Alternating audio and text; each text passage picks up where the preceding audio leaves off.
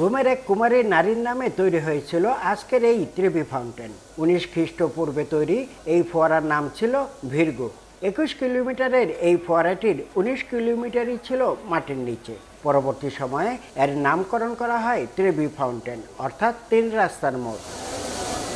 রাজধানী রোমে ভ্রমণ পিপাসু এমন একজনকেও খুঁজে পাওয়া যাবে না যারা ত্রিভি ফাউন্টেন দর্শন না করে। বিশ্বের বিভিন্ন দেশের নারী পুরুষ শিশুরা আসে এই ফোয়ারাটি দেখতে। তারা এখানে পয়সা নিক্ষেপ করে আবারও ফিরে আসতে চান রোমে। কথিত রয়েছে এখানে পয়সা নিক্ষেপ করলে অবশ্যই তাকে কোনো না কোনো দিন তার ভাগ্য এখানে ফিরিয়ে আনবে। আমি রোমকে ভালোবাসি। এটা আমার দ্বিতীয়বার রোমে আসা। গত বছর আমি একটা কয়েন ফেলেছিলাম, এবছর আমি আবার রোমে।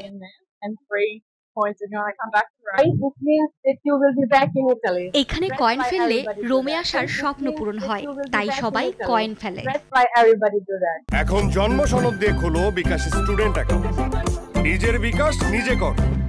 প্রতি সপ্তাহে সিটি কর্পোরেশনের 4 জন শ্রমিক এখানে নিক্ষেপ করা পয়সাগুলো তোলেন। 2022 সালে এখানে 1.06 মিলিয়ন ইউরো আয় হয়েছিল, যা ত্রিভি ফাউন্টেনের রেকর্ড আয় ছিল। ইতালির এই ত্রিভি ফাউন্টেনে প্রতি বছর হাজার হাজার পর্যটক আসেন। তারা পানিতে পয়সা নিক্ষেপ করে নিজের ভাগ্যকে পরিবর্তন করতে চান। তারা মনে করেন এখানে পয়সা নিক্ষেপ করলে আবারও তাদের ভাগ্য এখানে নিয়ে আসবে। ইতালির রাজধানী রোমের ত্রিভি ফাউন্টেন থেকে হাসান মাহমুদ, সময় সংবাদ।